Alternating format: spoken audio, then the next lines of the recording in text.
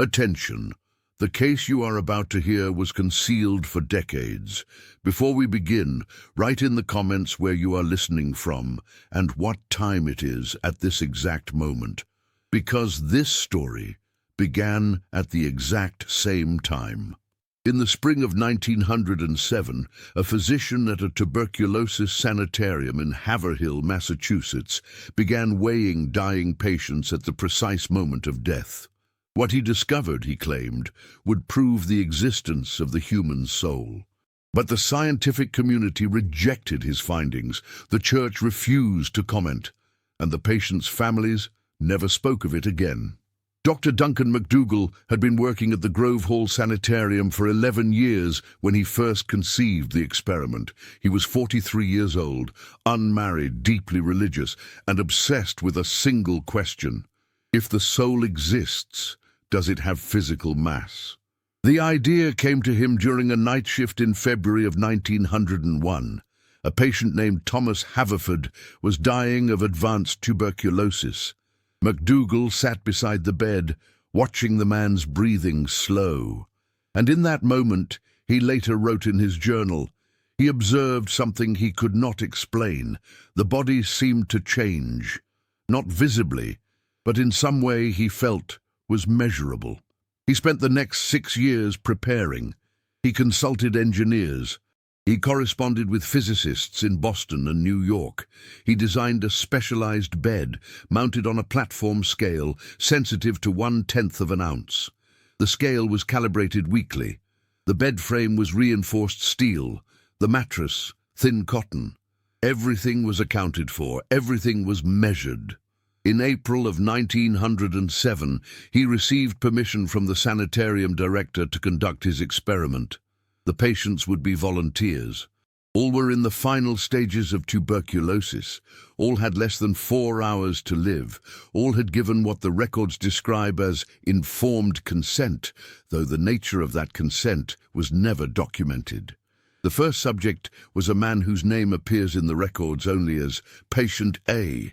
He was 58 years old, a former mill worker. He had no family. He weighed 137 pounds and 4 ounces when the experiment began. McDougall positioned the bed in a small, sealed room on the 3rd floor. He recorded the temperature, 61 degrees Fahrenheit. He noted the humidity, 42%. He checked the scale 3 times. Then he and 2 nurses moved the patient onto the platform.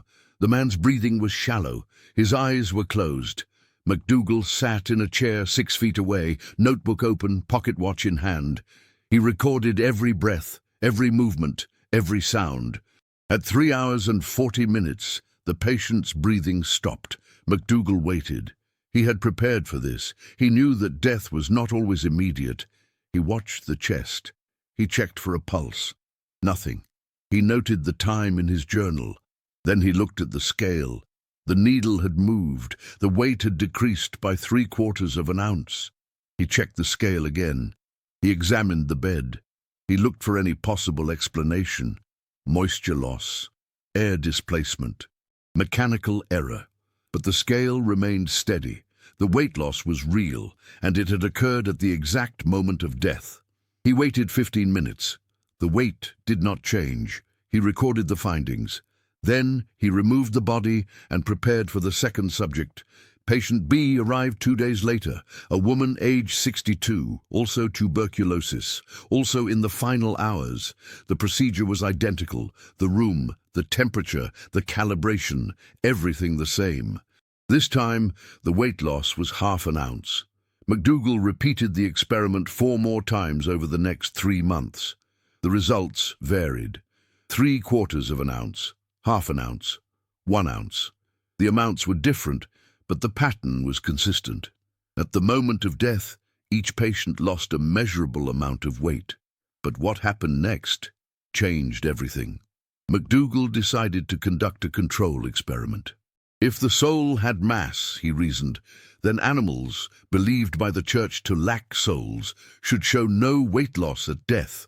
He obtained 15 dogs from a local pound. All were terminally ill. All were euthanized humanely, according to the standards of the time. The dogs were weighed using the same scale, the same method, the same precision. Not one showed any weight loss at death. McDougall was convinced. He had measured the human soul, and it weighed approximately 3/4 of an ounce. In March of 1908, he published his findings in the journal American Medicine. The article was titled Hypothesis Concerning Soul Substance, together with experimental evidence of the existence of such substance. It was 6 pages long. It included detailed measurements, diagrams of the scale, and a conclusion that shocked the medical community. The reaction was immediate. Physicians across the country condemned the study. They cited methodological flaws. They questioned the sample size. They argued that the weight loss could be explained by moisture evaporation, thermal air currents, or biological processes occurring at death. But McDougall defended his work. He published responses. He gave lectures. He insisted that every variable had been controlled. Every alternative explanation had been tested. The weight loss, he maintained, was real, and it could only be explained by the departure of something immaterial.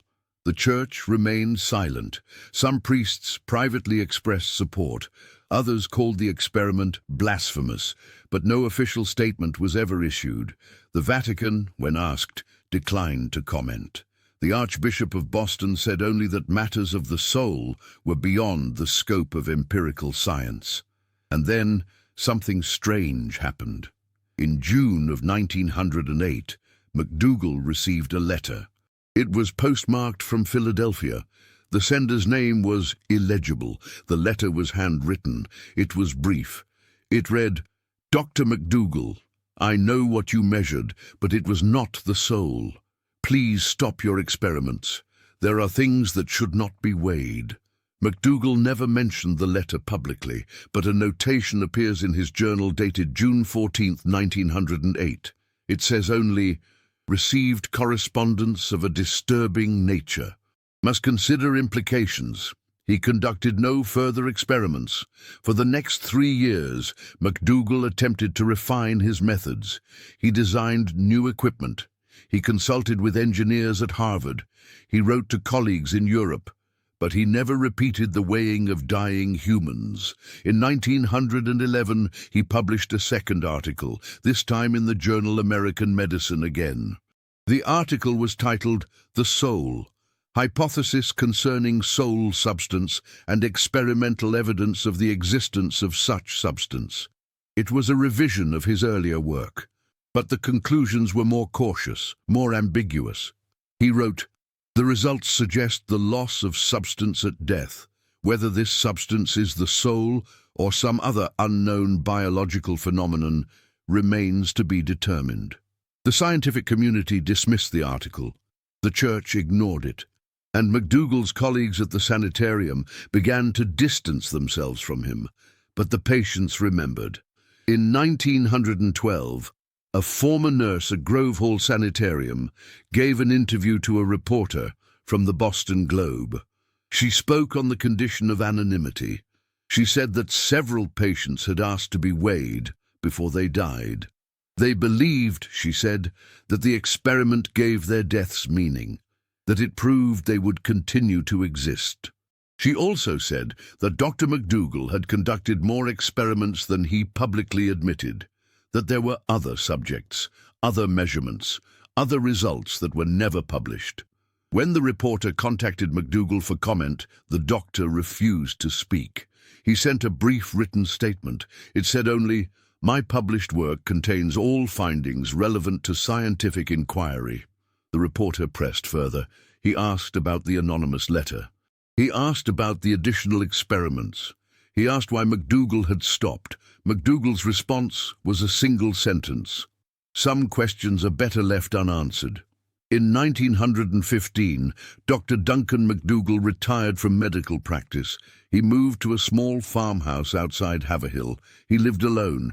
He saw few visitors. He continued to write in his journal, but never published again. In October of 1917, a fire destroyed the farmhouse. McDougall was not home at the time. He was visiting a colleague in Boston. When he returned, the house was gone. The journal was gone. His research notes were gone. Everything was ash. The cause of the fire was listed as unknown origin. The local fire marshal found no evidence of arson, but he noted in his report that the fire had been unusually intense, that it had burned faster and hotter than expected, and that certain items, including a metal lockbox believed to contain documents, had been completely incinerated. MacDougall never rebuilt. He moved to a boarding house in town. He stopped attending church. He rarely spoke to anyone. In 1918, he received a second letter. This one was postmarked from New York. The handwriting was different, but the message was similar. It read, "You were close, but you measured the wrong thing. The soul does not leave at death. It arrives." MacDougall showed the letter to a friend, a retired physician named Dr. Albert Cummings. Cummings later described MacDougall's reaction in a letter to his own son. He wrote, "Duncan's hands were shaking. He read the letter 3 times. Then he burned it. He said nothing, but I could see that he believed it." MacDougall died on October 15, 1920. He was 54 years old. The cause of death was listed as heart failure, but the attending physician noted in the death certificate that MacDougall had been in good health days before, that the death was sudden, unexpected. No autopsy was performed. MacDougall's few remaining possessions were donated to the sanitarium. Among them was a small notebook. It contained only 3 entries. All were dated October of 1920. The first entry read, "I have reconsidered my conclusions. The weight loss may not indicate departure. It may indicate arrival." The second entry read, "I believe I was measuring something, but I no longer believe it was the soul." The third entry was a single word, "Forgive." The notebook was stored in the sanitarium's archive. It remained there for 47 years. In 1967, during a renovation, a worker found it behind a filing cabinet. He brought it to the director. The director read it. Then he had it burned. But a secretary had made a copy. That copy was discovered in 1973 by a graduate student researching early 20th century medical ethics. The student, whose name was Margaret Tolliver, wrote her thesis on MacDougall's experiments. She tried to locate the original scale, the original equipment, any surviving records. She found nothing. The scale had been dismantled in 1921. The platform bed had been sold for scrap. The Grove Hall Sanitarium itself had been demolished in 1936. The land was now a parking lot. But Tolliver found something else. In the archives of the Boston Public Library, she discovered a letter written by one of the nurses who had assisted MacDougall. The letter was dated December of 1907. It was addressed to the nurse's sister. It was never sent. The letter described the experiments in detail. It described the patients, the scale, the moment of death, and it described something MacDougall never mentioned in his published work. The nurse wrote, "When the weight dropped, there was a sound, like air escaping, or something being released. It lasted only a second, but we all heard it. Dr. MacDougall heard it too. He looked at me, and I could see in his eyes that he was afraid." The letter continued. "The doctor asked us never to speak of the sound.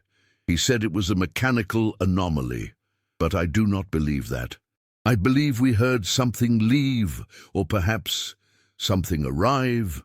Tolliver included the letter in her thesis, but her advisor recommended she remove it. He said it was not credible, that it was anecdotal, that it detracted from the scientific analysis. Tolliver refused. The thesis was accepted but never published. Tolliver left academia the following year. She became a librarian in Vermont. She never spoke publicly about MacDougall again. In 1978, a journalist named Richard Halloway attempted to write a book about the soul-weighing experiments. He contacted Tolliver. He asked for access to her research. She declined. Halloway pressed. He said the story deserved to be told, that MacDougall's work, however flawed, represented an important moment in the history of science and faith. Tolliver's response was brief. She wrote, "Dr. MacDougall stopped his experiments for a reason. And after reading what I have read, I believe he was right to stop. Some things are not meant to be measured, and some questions should never be asked." Halloway did not write the book. The last known reference to MacDougall's experiments appeared in a medical journal in 1979. It was a footnote in an article about early 20th century pseudoscience. The footnote read, "MacDougall's claims have been thoroughly debunked. Modern science recognizes no evidence for the physical existence of the soul." But the footnote did not mention the letters. It did not mention the notebook. It did not mention the sound. In the years since, MacDougall's work has been cited occasionally, usually as an example of how personal belief can contaminate scientific inquiry. The experiments are taught in ethics classes. They appear in documentaries about fringe science. But the details, the sound, the letters, the fire, are rarely included. The original scale was never found. The patients' names were never fully recorded. And the farmhouse fire remains unexplained. Some researchers believe MacDougall was a visionary, that he attempted to bridge science and spirituality in a way that was ahead of his time. Others believe he was delusional, that he saw patterns where none existed, that he measured evaporation and called it the soul. But a few believe something else. They believe MacDougall measured something real, something that science cannot name. Something that exists in the space between breath and silence, between life and whatever comes after. And they believe that the sound the nurses heard was not a departure, it was an arrival. The last document related to the case was a letter found in the archives of the American Medical Association in 1976. It was dated March of 1920. It was addressed to Dr. Duncan MacDougall. It was never opened. The return address was smudged, illegible. The envelope was yellowed, fragile. When it was finally opened by an archivist, it contained a single sheet of paper. The paper was blank, except for one sentence written in the center. It read, "We are still here. No one knows who sent it. No one knows what it means. And no one has ever explained why the envelope was sealed, but never delivered." The last entry in MacDougall's notebook, written the day before he died, has never been fully deciphered. The handwriting is shaky, the ink is faded, but 3 words are legible. They were right. The notebook was destroyed in 1967. The copy was lost in 1979. And the only person who ever read it in full refused to say what else it contained. Dr. Duncan MacDougall was buried in the Oak Hill Cemetery in Haverhill, Massachusetts. His grave is unmarked, no headstone, no plaque, just an empty plot in the northeast corner. Some say the family requested anonymity. Others say the church refused to allow a marker. But the cemetery records show something different. The plot was purchased by someone using a false name. The payment was made in cash, and the burial was conducted at night. No one attended.